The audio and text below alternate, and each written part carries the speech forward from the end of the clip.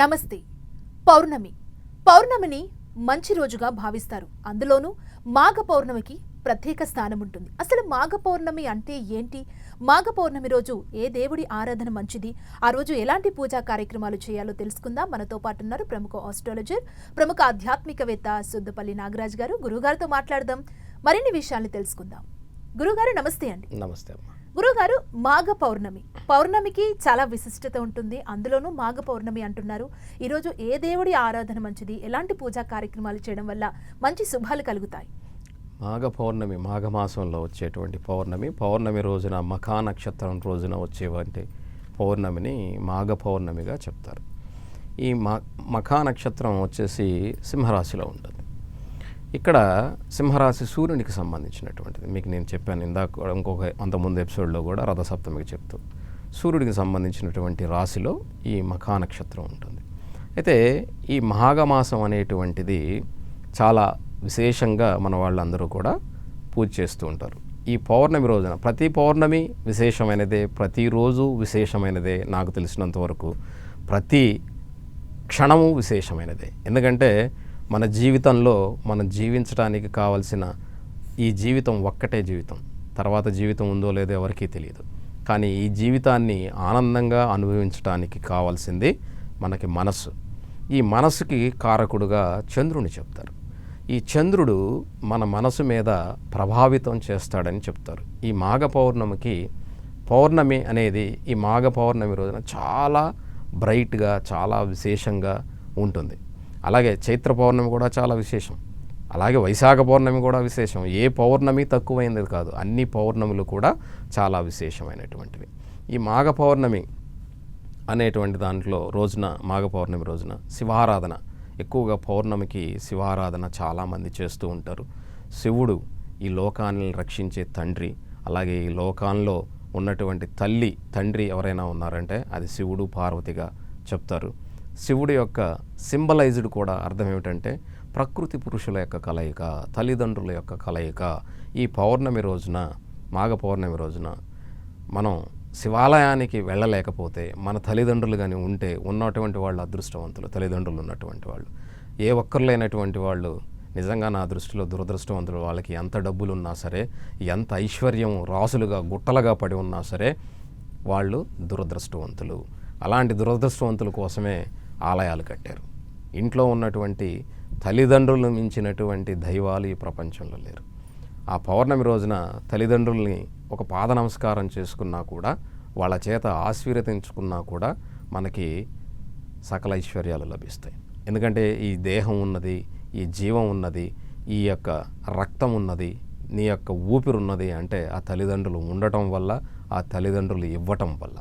కాబట్టి వాళ్ళు లేనటువంటి నాలాంటి దురదృష్టవంతులు ఏం చేస్తామంటే తల్లి ఉండి తండ్రి ఉండొచ్చు, తండ్రి లేని తల్లి ఉండొచ్చు, తండ్రి ఉన్న తల్లి లేకపోవచ్చు. ఇలాగా ఎవరో ఒకరు ఏం చేస్తామంటే తల్లిదండ్రుల యొక్క రూపంలో శివుణ్ణి చూసుకుంటూ వాళ్ళ దగ్గరికి వెళ్ళి ఆయన్నే తల్లిదండ్రులుగా ఆవాహన చేసుకొని ఈ పౌర్ణమి రోజున ఆయన్ని పూజించడం ద్వారా, మాఘ పౌర్ణమి రోజున మీకు ఖచ్చితంగా మీ మనసులో ఉన్నటువంటి మూఢాంధకారమైనటువంటి భావనలు తొలగిపోయి, ఇక్కడ ఈ మాఘ పౌర్ణమి రోజు నుంచి ఆ పౌర్ణమి రోజున పూజ చేయడం ద్వారా తప్పక శుభాలు కలుగుతాయి.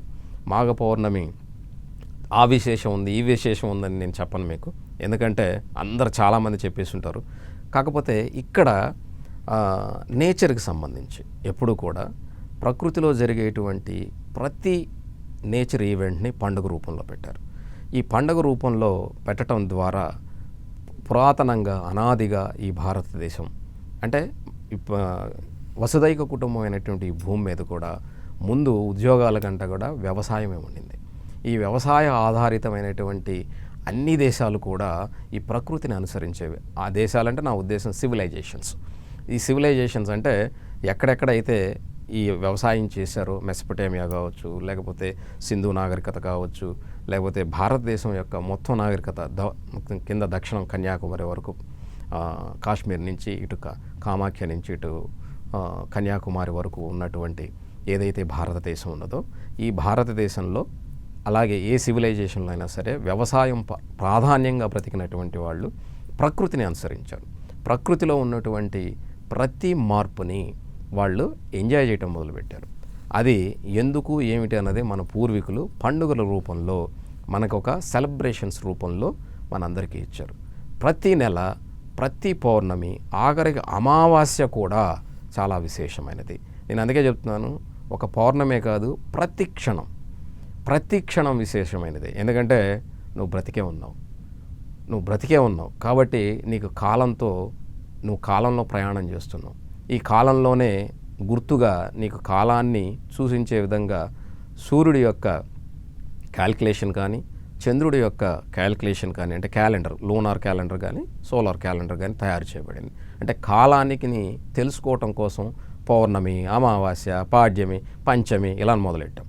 అయితే ప్రకృతిలో జరిగే ప్రతి ఈవెంట్ని మన వాళ్ళు గుర్తుపెట్టుకొని కరెక్ట్గా క్యాల్కులేట్ చేసి ఖగోళ విజ్ఞానాన్ని ఈ రోజున వసంత పంచమి వస్తుంది, ఈ రోజున పౌర్ణమి వస్తుంది, ఈ రోజున అమావాస్య వస్తుందని రాయటం కారణం ఏమిటంటే భూమి తన చుట్టూ తాను తిరుగుతూ సూర్యుని చుట్టూ తిరుగుతూ ఉంది కాబట్టి ప్రకృతిలో జరిగేటువంటి ఋతువులు, మార్పులు వీటన్నిటిని మన వాళ్ళు గమనించి మనకి అద్భుతమైనటువంటి ఆరోగ్యాన్ని ఇవ్వటం కోసం వీటన్నిటినీ పండుగల రూపంలో అందించారు.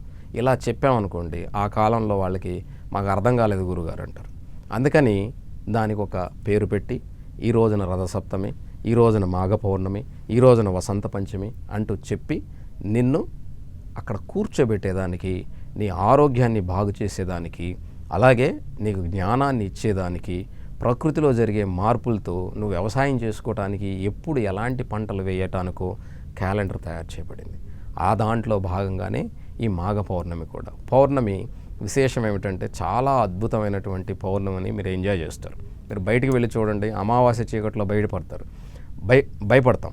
అదే పౌర్ణమి వెన్నెల్లో మీరు పండుకొని చూడండి, మీరు ఎంత ఆందోళనకరంగా ఉన్నా ఆ వెన్నెల ఆహ్లాదం వల్ల మీ కష్టాలన్నీ కూడా పోయినట్టు ఒక 10 నిమిషాలు ఆదమర్చి నిద్రపోతారు. మీరు కావాలని ట్రై చేసి చూడండి. ఒంటరిగా ఓ చెట్టు కిందో లేదా ఒక గుళ్ళోనో ప్రశాంతంగా కూర్చోండి, ఆ వెన్నెల పడేటప్పుడు ఎంత హాయిగా ఉంటుందో. కాబట్టి ఆ వెన్నెల కిరణాలు మనసుకి ఆహ్లాదాన్ని ఇస్తాయి, మనసు మీద ప్రభావితాన్ని చేస్తాయి. నీ మనసు ప్రశాంతంగా ఉంటే నువ్వు ప్రశాంతంగా ఉండి నీ జీవనాన్ని ముందుకు తీసుకెళ్తావు. నీ ఆలోచనలు చక్కగా ఉంటాయి. ఈ ఆలోచనలు చక్కగా ఉన్నప్పుడు నువ్వు సరైన మార్గంలో ప్రయాణిస్తావు. ఇలా చేయటానికి భక్తి అనేటువంటి మార్గంలో ఇక్కడ ఈ మాఘ పౌర్ణమి కావచ్చు లేదా పండుగలే కావచ్చు మనకి ఇవ్వడం జరిగింది. కాబట్టి మాఘ పౌర్ణమి రోజున అందరూ సముద్ర స్నానం చేస్తారు. మాఘ పౌర్ణమి రోజున శివాలయాలకు వెళ్తారు.